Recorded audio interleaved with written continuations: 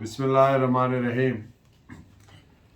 आज के लेक्चर में हम दो सेक्शंस पर बात करेंगे, सेक्शन 37 पीपीसी और 38 पीपीसी। ये एक ही फैमिली की सेक्शंस हैं, इनको एक ही जेनेरिक कह लें। सेक्शन 34 से लेकर 38 तक मुख्तलिफ इवेंचुअलिटीज़, मुख्तलिफ सूरत हाल को कवर करती हैं। तो सेक्शन 37 जो है ये किसी मुजरिमाना फेल में तावन, इसका मेन रुई रवान जो है, कोई आदमी जानबूझकर उसको पता है कि इससे जुर्म होना है और उसमें तावन कर रहा है, तो ये इस तरह की सूरत हाल को कवर करती है, डिफाइन करती है। इसकी लैंग्वेज मैं रीड करता हूं आपके सामने, फिर इस पर डिटेल आगे बात करते हैं। When an offence is committed by means of several acts, whenever whoever intentionally cooperates in the commission of that offense by doing any one of those acts, either singly or jointly, with any other person, commits that offense. मकसद ऐसा तावन जो किसी जुर्म के इर्तिकाब के लिए किए गए अफाल, एक्ट्स,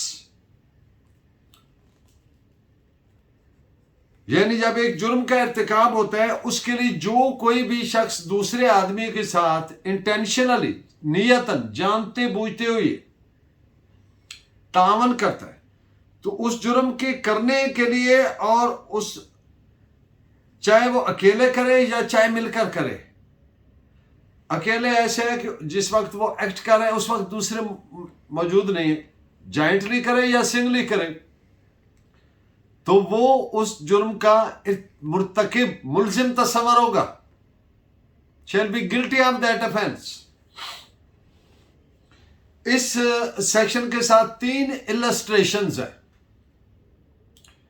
इलस्ट्रेशंस जो है ये लेजिस्लेशन ने मेंट फॉर की हैं कि इस सेक्शन को पर्टिकुलरली किन पैरामीटर्स में डिफाइन करता है उसको वजाहत करने के लिए, और ये ऐसी ही इनकी अहमियत है जैसे एक सेक्शन की होती है।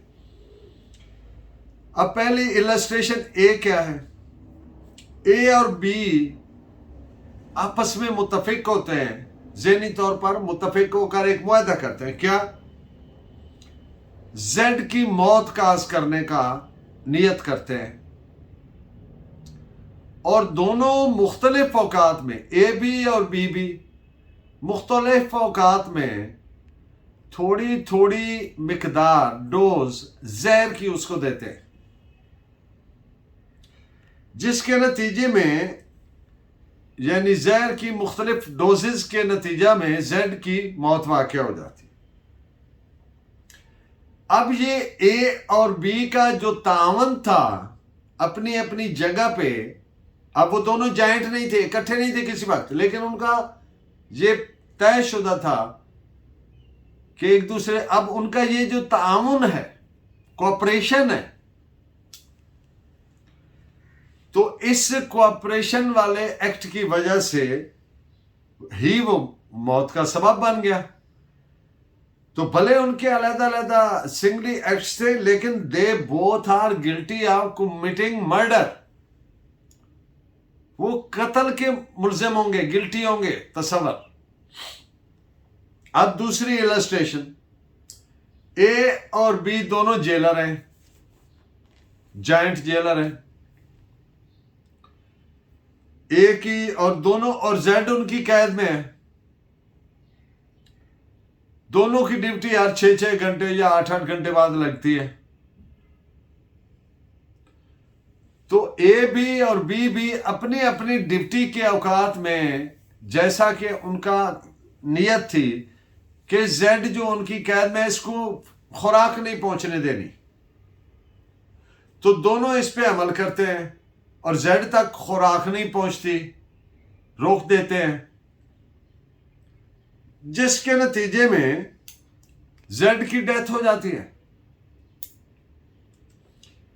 दोनों ए और बी कत्ल के मुर्तकिब करने वाले तस्वर होंगे, shall be guilty of commission of offence of murder.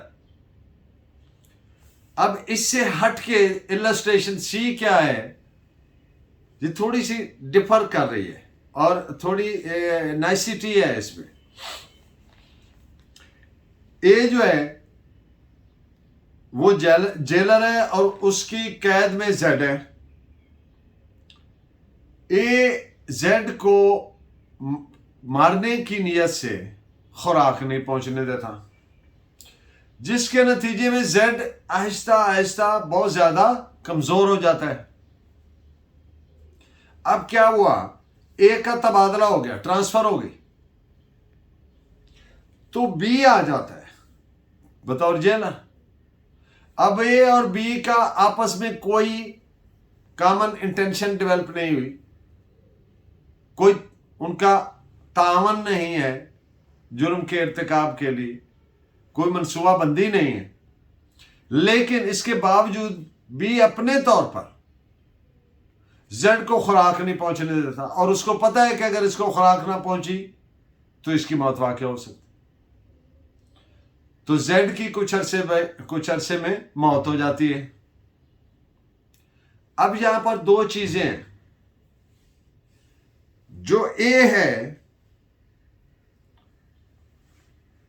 उसने चूंकि बी से तावन नहीं किया था, लेकिन उसने जो अपने तैनाती के दौरान एक्ट किया उससे डेथ नहीं हुई थी, इसलिए उसको अटेम्प्ट की हद तक सजावार तस्वर किया जाएगा। लेकिन बी जो है उसको पता था कि ये इतना कमजोर आदमी है और इसको अगर खुराक ना दी तो मौत हो सकती है, तो बी जो है वो मर्डर के कमीशन का मुर्तकिब तस्वर होगा। अब इस पे कुछ केस लॉ की रोशनी से मजीद इसकी वजाहत की करते हैं आपके सामने। सेक्शन 37 प्रोवाइड करता है कि जब कई ऐसे अफाल एक्ट्स किए जाते हैं जो वैसे तो एक्ट्स अलग अलग हैं, लेकिन जिनका नतीजा क्या निकलता है मिलकर, जब वो मिल जाते हैं उनका कॉमन किस में मुंताज होते हैं, क्या नतीजा निकलता है, तो वो जो नतीजा है वो एक जुर्म की सूरत में निकलता है। अब उनमें से हर एक एक्ट इस नियत से किया गया कि वो जुर्म के इर्तिकाब के लिए हो। अच्छा, इसमें ये जरूरी नहीं कि नियत कॉमन इंटेंशन हो, मुश्तरका नियत हो, लेकिन इन अफाल के सरजद करने वाले तमाम लोग जो हैं उनमें से हर एक shall be guilty of that offence. तो इस पे केस लॉ नोट करें। प्रिवी काउंसिल का ये फैसला है AI 1925 प्रिवी काउंसिल 1। जैसे सेक्शन 34 का main essence, main feature, main खतोखाल जो उसका है वो कॉमन इंटेंशन है, इसी तौर से सेक्शन 37 का जो मेन इंग्रेडिएंट है, मेन फीचर है, वो है इंटेंशनल कोऑपरेशन।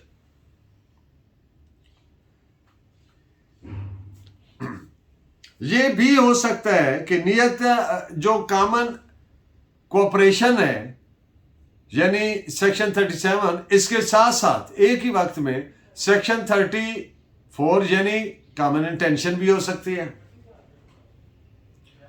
मकसद तो फिर दोनों अट्रैक्ट हो जाएंगे, यानी एक दूसरे के 34 और 37 कंट्राडिक्टरी नहीं है बल्कि मिलकर साथ चलते हैं, क्योंकि सेम मेंजरिया ऑलमोस्ट प्रोवाइडेड है। मसलन अगर कई लोग मिलकर डंडे सोटों से एक शख्स पर हमलावर होते हैं और 35-40 उसको जरबात आती हैं, अब ये मुमकिन नहीं है कि किस आदमी ने जो फैटल इंजरी है जिससे डेथ हो रही है वो किस मुलजिम ने लगाई है। तो इसलिए वो जो उनका मुश्तरका ताउन है जुर्म के सरजद करने में, उसके लिए वो सब उसके ऐसे ही जिम्मेदार हो जाएंगे, क्योंकि बंदे की मौत हो जाती है कि जैसे उनमें से हर एक ने वो अकेले किया हो। सेक्शन 37 में जो मेन फीचर यानी जैसा मैंने अर्ज किया कि इंटेंशनल कोऑपरेशन है,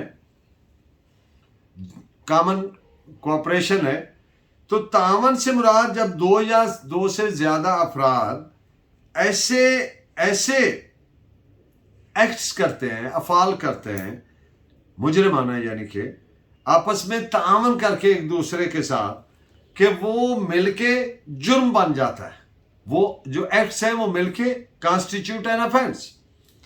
तो इसके मुताबिक फिर उनमें से हर एक शख्स सिंगली और जॉइंटली वो एक्ट हुआ है, तो उस जुर्म का ऐसे ही मुस्तजब सजा यानी लायबल टू पनिशमेंट होगा जैसे उसने वो अकेले ऑफेंस किया।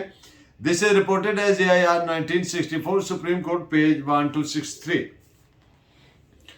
जब कई एक्ट इर्तिकाब जुर्म के लिए किए जाते हैं तो उनमें से हर एक्ट जो बनियत तावन किस लिए, इर्तिकाब जुर्म के लिए, तो that is liable to be punished for the commission of the offence.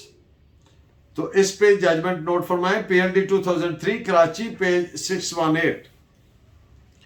अब एक फोर्ड इंस्ट्रूमेंट है। इंस्ट्रूमेंट आप जानते हैं, कोई मसलन जो मुआहदा लिखा गया, किरायादारी है, खरीदो फरोख्त का, सेल का मुआहदा है, कोई और जिस पे कोई मामला होता। अब कोई एक से ज्यादा लोग मिलके कोई एक फोर्ड इंस्ट्रूमेंट तैयार करते हैं। अब ये भी हो सकता है कि उनमें से, अब ये तावन उनका पता है कि इससे होना क्या है, नतीजा क्या होना है, कि जुर्म होना है। अब एक आदमी गया, वो जाके स्टाम्प पेपर ले आया, उसने आके दूसरे को दे दिया, उसने क्या किसी तीसरे से जाके वो करवाए, जाली साइन करवाए, किसी ने कोई एक्ट किया, किसी, अब वो किसी एक्ट करते वक्त जरूरी नहीं कि सारे इकट्ठे हो, लेकिन उनको पता क्या है कि ये तावन जो एक दूसरे से कर रहे हैं इसका नतीजा क्या होना है, जाली एक डॉक्यूमेंट तैयार होना है। तो फिर इसलिए वो सारे उस जालसाजी के इक्वली मुर्तकिब तस्वर होंगे। इस पे 1987 ब्रैकेट में 2 किराला LT पेज 330। अब बात करते हैं सेक्शन 38 की। Section 38 is converse of section 34। मतलब कि जो सेक्शन 34 की रूई रवा क्या है, आप जानते हैं, कॉमन इंटेंशन, यानी बनियत मुश्तरका। जब एक से ज्यादा अफराद मिलकर कुछ जुर्म करते हैं तो उनमें से हर एक उस जुर्म का ऐसे ही जिम्मेदार है जैसे उस अकेले ने किया। This is section 34 PPC, common intention. लेकिन एक ऐसी इवेंचुअलिटी को डिफाइन करती है, कवर करती है section 38, which is converse of section 34। यानी ऐसा, अगर ऐसा है कि एक से ज्यादा अफराद ने मिलकर जुर्म किया लेकिन उनकी नीयत कामन नहीं थी, तो फिर उन जुर्म करने वाले हर मुलजिम को उसके किए गए एक्ट की हद तक काबिल सजा होगा, क्योंकि कॉमन इंटेंशन नहीं है। तो फिर ऑफेंस शैल बी, मुलजिम जो है वो liable to be punished under section 38, यानी जो उसका रोल है उसकी हद तक। अगर नीयत इकट्ठी होती तो जो प्रिंसिपल ऑफेंस है उसके सारे वो होते। अब इसकी एक इलस्ट्रेशन प्रोवाइडेड है सेक्शन 38 की, यानी Z पर अचानक किसी वजह से इश्तिहाल में आता है Z। अब A के बहमो गुमान में नहीं कि उसने ये एक्ट करना है। Z कोई ऐसा एक्ट फेल करता है, इलस्ट्रेशन में नहीं है, मैं अपने तौर पे ये कह रहा हूं, मिसाल के तौर पर उसको कोई ऐसी गाली दे देता है, कोई ऐसा एक्ट कर देता है कि अचानक A इश्तिहाल में आके Z पर हमला करता है और Z की मौत हो जाती है, तो ये कल्पेबल होमिसाइड है, ये कत्ल अमद नहीं है। अब दूसरी सूरत इसी इलस्ट्रेशन में कि B अपने दिल में Z के बारे में अदावत रखता है, यानी उसके दिल में ये बात है कि Z को मार दिया जाए, और उसको कोई भी कोई इश्तिहाल नहीं, कूल है, डिसाइडेड है, अदावत है कीना रखता है, चाहता है कि इसको मार दिया जाए, और जेड को कत्ल करने के लिए वो ए की मदद करता है। यहां दोनों ए और बी जेड की मौत में इक्वली एंगेज हैं, लेकिन अब जेड की मौत हो जाती है तो बी जो है he is guilty of murder, क्योंकि उसकी नीयत ही यही थी, अदावत उसने दिल में रखी हुई कि इसका मर्डर करें, लेकिन ए इस नीयत का हिस्सा नहीं था, तो he is accused of culpable homicide. Section 38 applies जब कई अफराद मिलकर इर्तिकाबी जुर्म करते हैं, लेकिन हर मुलजिम की नीयत अलग होती है, कॉमन इंटेंशन के उल्ट, यानी मुश्तरका नहीं होती, तो फिर और ना मुश्तरका नॉलेज होता है, तो फिर सेक्शन 38 अप्लाई करेगी।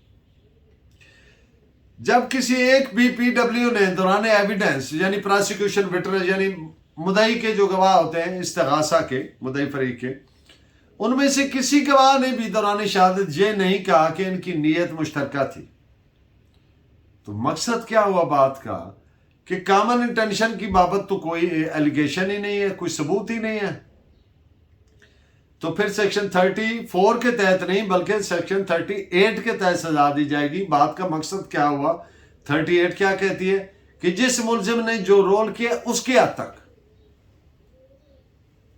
तो this is reported as 2005 Pakistan criminal law journal page 520।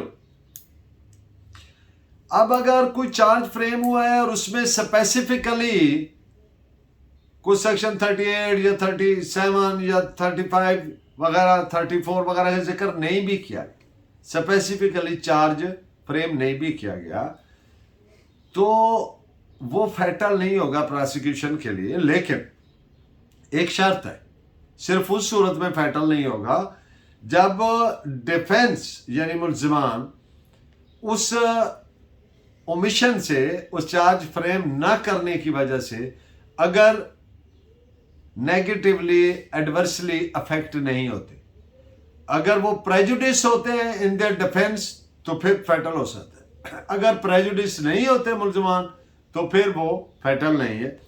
This is reported as AIR 1955 supreme court page 274। Keep watching, thank you very much, keep guiding me by your variable comments. Allah ने के बाद।